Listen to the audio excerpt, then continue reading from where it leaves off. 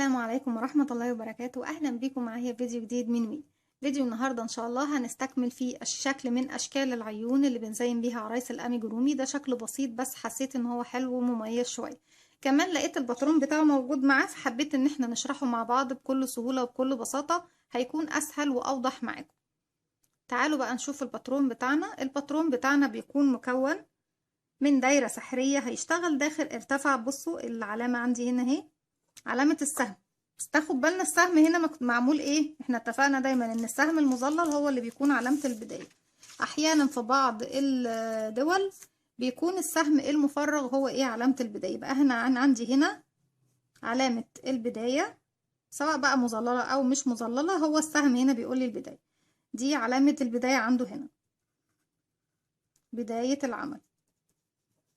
عندي ارتفع سلسلة، دي سلسلة الشكل البيضاوي ده سلسلة، وارتفع بعد السلسلة. طبعا السلسلة ده ارتفاع غرزة الحشو. ايه بعديها؟ 1 2 3 4 5 6 7 8 9 10 غرزة حشو، اللي هي حرف الاكس ده، دي غرزة الحشو، ارتفاعها سلسلة زي ما اتفقنا. في نقطة سودا هنا يعني هيقفل بغرزة ايه، منزلق. بيقفل في نهاية، احنا اتفقنا 10 1 2 3 4 5 6 7 8 9 10 حشو. في نهاية ال10 حشو بيقفل بغرزة منزلق. هيرتفع بعد كده سلسلة، وعندي هنا عامل لي العلامة دي. العلامة دي وجواها ايه؟ حرف الاكس. معناها ايه العلامة دي جواها حرف الاكس؟ معناها ان هو بيقول لي هعمل تزايد فوق كل الغرز بغرزة الحشو. يعني هرتفع فوق كل غرزة حشو وهشتغل مرتين اهي، دي 1 2 بالحشو. يبقى احنا كده عرفنا دي تزايد بالحشو، 2 حشو في كل فراغ. هيقفل بغرزة منزلقة في النهاية برضك، اللي هي النقطة السوداء دي. هيرتفع بعد كده 3 سلسلة، وهيشتغل الغرزة دي اللي هي عاملة زي حرف التي وعليها شرطة مايلة، او شرطة من فوق ونازل منها واحد وعليها شرطة مايلة. دي غرزة العمود بلفة بلفة. اشتغل عندي هنا طلع 3 سلاسل، اشتغل هنا واحد، بعد كده 1 2 1 1 1 1 1 2، يعني اشتغل بنفس طريقة التزايد في الدايرة. ان هو اشتغل اول راوند كل تزايد على كل سطر، بيشتغل على كل واحدة مرتين. رجع في السطر التاني اشتغل فوق اول واحدة بدون تزايد، وتاني واحدة دايما هيكون فيها تزايد، واحدة بدون تزايد، واحدة تزايد، واحدة بدون تزايد، واحدة تزايد. هيقفل بعد كده بمنزلقة، هيرتفع سلسلة ويشتغل السطرين الجايين بدون تزايد بغرزة الحشو. في النهاية عمل لي طبعا ايه؟ العلامة دي وظللها، دي علامة نهاية العمل. تعالوا بقى نشتغل الشغل بتاعنا عملي. هنبدأ طبعا باللون الأسود. هنشتغل بخيط قطن زي ما احنا شايفين، وهشتغل بإبرة رقم سوري، إبرة رقم 1.4 ملم. بنعمل دائرة سحرية زي ما اتفقنا. بلف الخيط على ايدي بشكل حرف الاكس، والف في ايدي الناحية التانية. هدخل بالإبرة بتاعتي تحت الحلقة الأولى وأسحب الحلقة التانية من تحتها. أشد الخيط من صباعي، ويكون طبعا طرفين الخيط داخلين الدايرة السحرية بتاعتي زي ما احنا شايفين. هرفع الخيط المتصل بالشلة، هرتفع سلسلة. السلسلة دي طبعا أنا بقفل بيها الدايرة السحرية بتاعتي، وفي نفس الوقت هي ارتفاع غرزة الحشو. يعني أنا مش هرتفع بعديها سلسلة كمان عشان أقول ارتفاع غرزة الحشو، لا، اللي بنقفل بيها هي الارتفاع. لو هتشتغلي غرزة أطول من الحشو هتكملي الارتفاع بتاع الغرزة دي على السلسلة دي. يعني لو بتشتغلي غرزة نصف عمود هتحتاجي 2 سلسلة، يبقى دي واحدة منهم تكملي عليها واحدة بس. لو بتشتغلي عمود بلفة تحتاجي 3 سلاسل ارتفاع، تبقى دي واحدة منهم، يبقى كملي على دي 2 بس، وهكذا. هنشتغل كام بقى غرزة حشو داخل هنا؟ نشتغل 10 غرزة حشو. ادي 1 2 3 4، طرف الخيط القصير بنشده بيضيق لنا سنتر الدايرة. 5 6 7 8 9 10. دخلت سحبت الخيط، خليت الحلقتين معايا على الإبرة. ليه خليت الحلقتين معايا على الإبرة؟ عشان هغير اللون. بغير اللون دايما في آخر غرزة بشتغلها في السطر. هنغير اللون للون ايه؟ اللون البراون، اللون البني، او حسب طبعا بقى لون النني اللي انت حباه.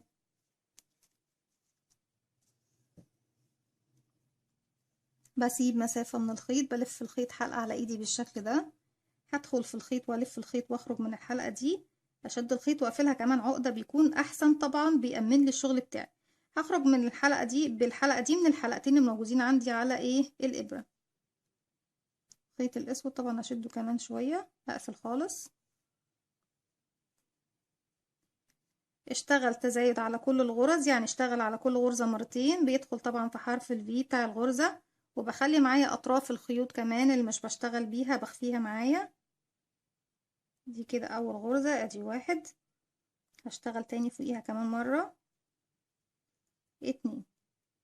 والغرزة اللي بعدها واحد، اتنين.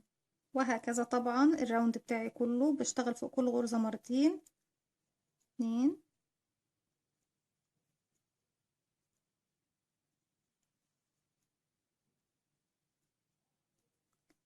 كده نكون اشتغلنا اعتقد اغلب او كل اشكال العيون الخاصة بالعرايس، او اشكال كتير منها، يعني مش هنقول ان كلها. ما خليناش شكل ما اشتغلناهوش. لو في شكل جديد قدامكم ابعتولي الصورة بتاعته وانا ان شاء الله اشتغل لكم.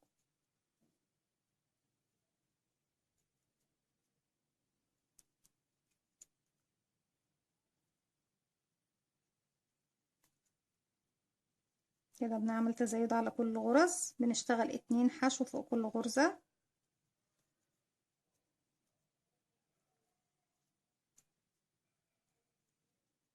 اخر واحدة اهي هشتغلها، هغير باللون الابيض.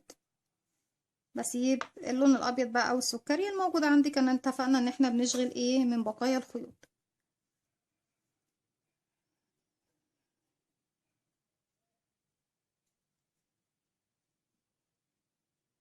اللون الاسود خلاص مش هحتاجه تاني، فخلاص انا ممكن اقص. انا بثبته بس معايا بظهر الشغل، فانا مش هسحبه مع الخيط دوت لان انا خلاص ثبته بما فيه كفايه. الراوند اللي جاي بدخل طبعا في حرف الفي، وبحط معايا كمان اطراف الخيط اللي مش بشتغل بيها. هشتغل غرزه بدون تزايد، والغرزه التانية هشغل فوقيها مرتين، ادي واحد، اتنين. وهكذا واحده بدون تزايد واللي بعدها هشغل فوقيها مرتين، ادي واحد، اتنين. بس سوري انا اسفه، احنا في الراوند دوت هنشتغل بغرزه العمود بلفه. احنا كده ايه معلش، هنقفل بغرزة منزلقة اهي، ونرتفع واحد اتنين تلاتة، وهشتغل بغرزة العمود بلف. هو طبعا ما اعتبرش سلاسل الارتفاع معانا من العدد، واشتغل بعد كده ايه عمود بلف في اول واحدة، والتانية اتنين عمود بلف، ادي واحد، اتنين. واحدة بدون تزايد فوقيها عمود واحد، والتانية اشتغل فوقيها اتنين عمود، ادي واحد، اتنين في نفس الفراغ. وهكذا الراوند كله بقى هيشتغل واحدة فوقيها عمود، والتانية هيشتغل فوقيها اتنين عمود، واحدة فوقيها عمود والتانية هيشتغل فوقيها اتنين عمود.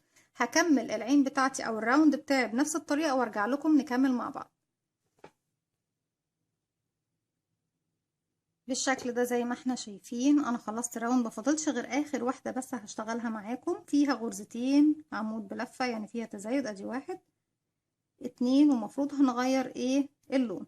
طيب انا دلوقتي معايا حلقه، الف الخيط على الابره بقى حلقتين، هدخل في نفس الفراغ تاني الف الخيط واخرج، بقوا 3 حلقات. هلف الخيط واخرج من حلقتين، واخر حلقتين مش هخرج بنفس اللون، اخر حلقتين هنغير للون السماوي